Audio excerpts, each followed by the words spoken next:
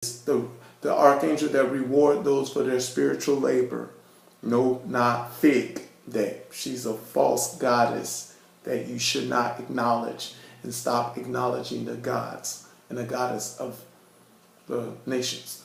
All right, topic of the message. Okay, it's quite interesting. It's the ninth, and the ninth. I did a message on the 266 days of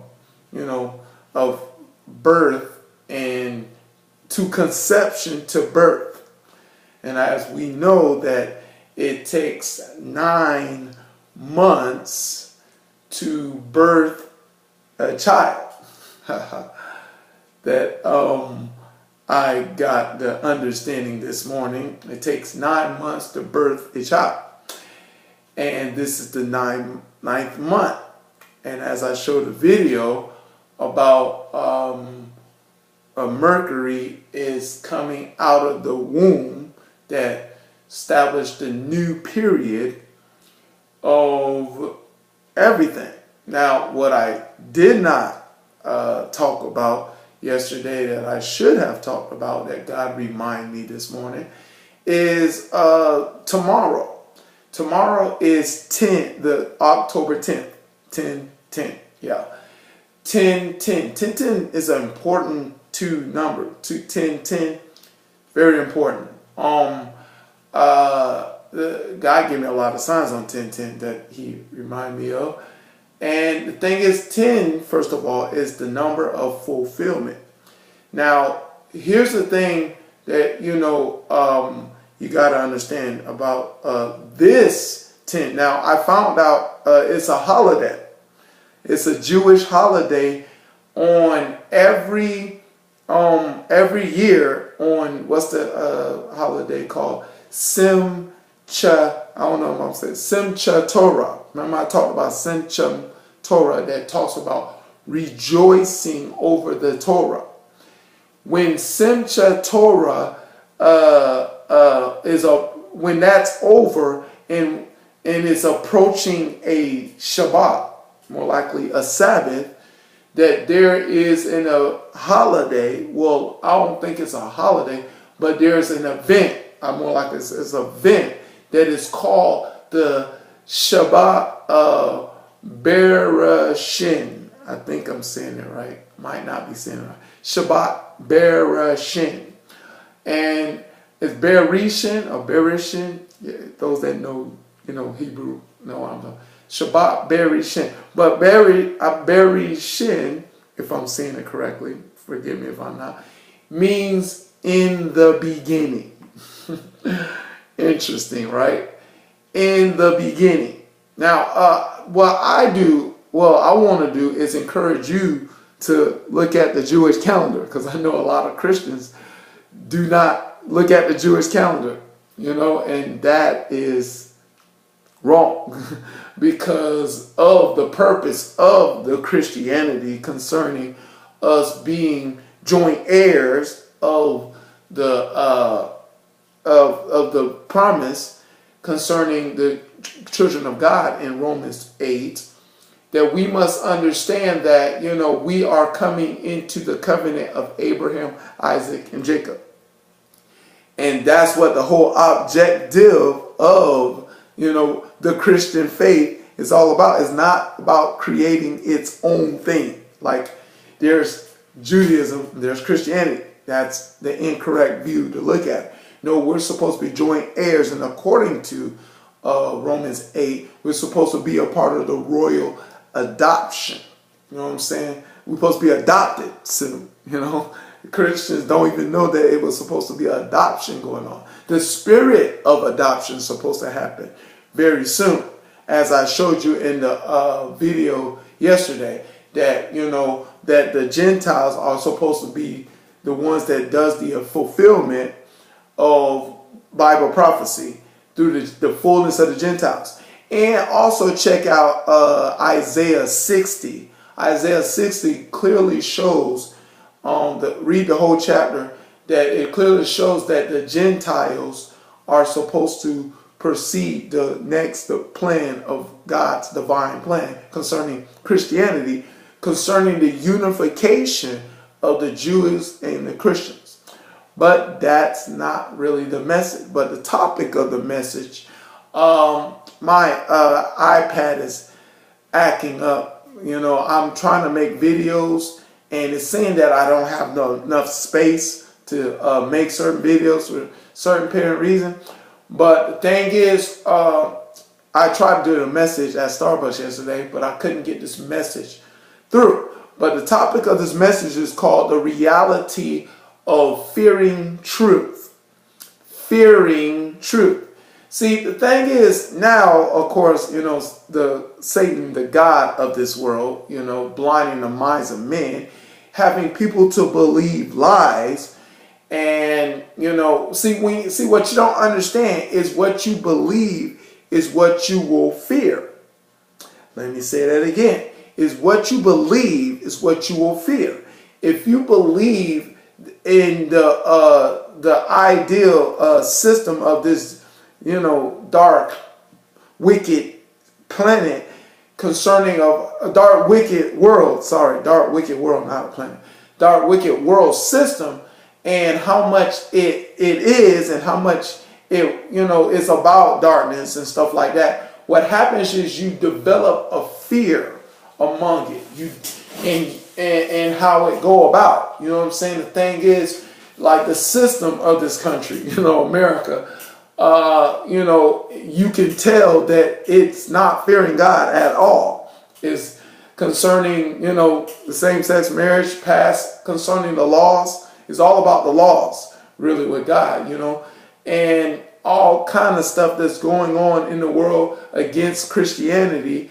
And, you see the shootings of at the church in South Carolina, and the shooting in Oregon towards Christians, and of course the beheading of ISIS.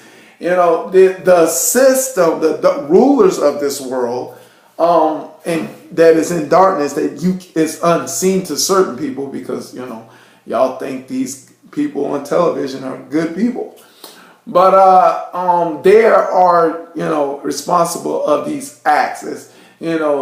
Concerning the news, the pattern should tell you that you see all these things that, like all these mainline news, concerning the, arresting Kim Davis for, not passing giving same-sex marriage license. The pattern is supposed to tell you the rulers of darkness in this world is behind all the things that are going against Christianity. It's no brainer. You should not be that dumb. But if you're dumb, that means you're in darkness, and you really are. Because you reverence the people of this world, the rulers of darkness of this world that they are putting in front of you, concerning that in the government and businesses and stuff like that, that are up against Christianity, concerning our existence. But the thing is, these people do not fear God. You know what I'm saying? They do not fear God at all. They come to a place that now concerning, because more people are operating in wickedness and caught up in the world, they're conforming to the world, that they are now implementing their plan. They're implementing their strategy of the destruction of Christianity. That's what the bad guy is all about. The thing is, you got to see this pattern. You know what I'm saying? But the thing is, we supposed to be all about fearing the truth. Now, like I will always remind everybody on God or Wing, that it's foolish to fear darkness. Because one thing you got to understand about Satan, the power that Satan has, humanity has give him that power. Satan was a serpent in the garden. He had 4 feet. Everybody think that Satan was just a snake. No, he had 4 feet, and God showed me about that 4 feet and what it means. The 4 feet means. But the thing is, He was a serpent on a tree with 4 feet, of course, deceived Eve. And the only way that's why he was just a serpent. But when he deceived man and get man operating in darkness, all the power of as much as men operate in darkness and sin, Satan used that power to become now this dragon, that's in Revelation 12, and have those crowns.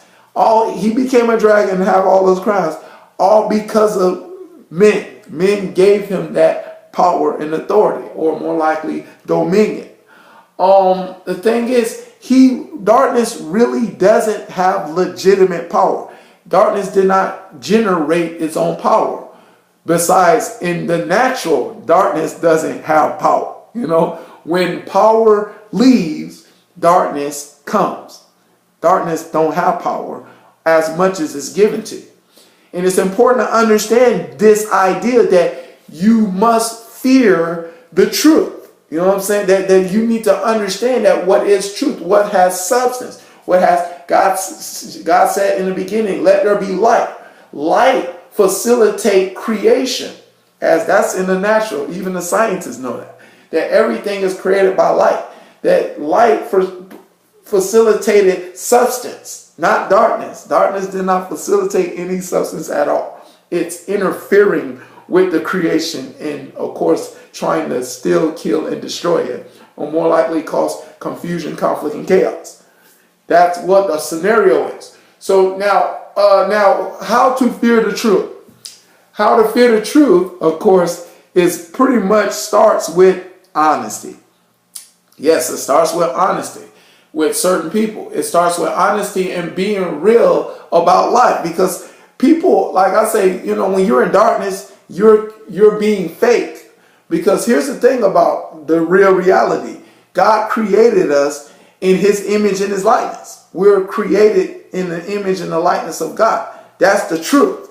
See what I'm saying? But if Satan can make you believe that you got your own thing going on, this your own body, and you can do what the heck you want to do with it, whenever you want to do with it, and whatever you want to do with it, and you believe that ideal, you start fearing that idea. You start reverencing that idea concerning, well, I'm going to do this, I'm going to do that, and I'm going to do that, and screw God.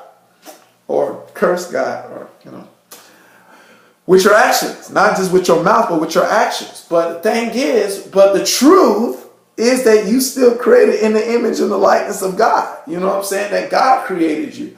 God created everything. That is the truth. But the thing is, darkness is going to tell you concerning, based upon the lust of your flesh, that they're going to try to dazzle you with jokes or whatever they got to do to get you enjoying the world, a temporal world system that's not guaranteed for you to live another day. It's just trying to dazzle you with all these things in the world to say, get caught up in the world, and you become conformed in it. And you start reverencing the things of the earth. You start fearing, reverencing these people that are temporal, these things that are temporal. And that is the deception device that Satan is using, all shapes and forms and sizes. And the thing is, but it's many of them, but they're false. Many of them, but they're operating a lie. But to fear the truth is understanding this. God taught me the one true God. One true God. That, that you start being honest about the reality of your existence. That you are here for more than just, and not just for less. You're here for more. And you understand the plan of God, that God is, looking for those that want to live for him or not for him.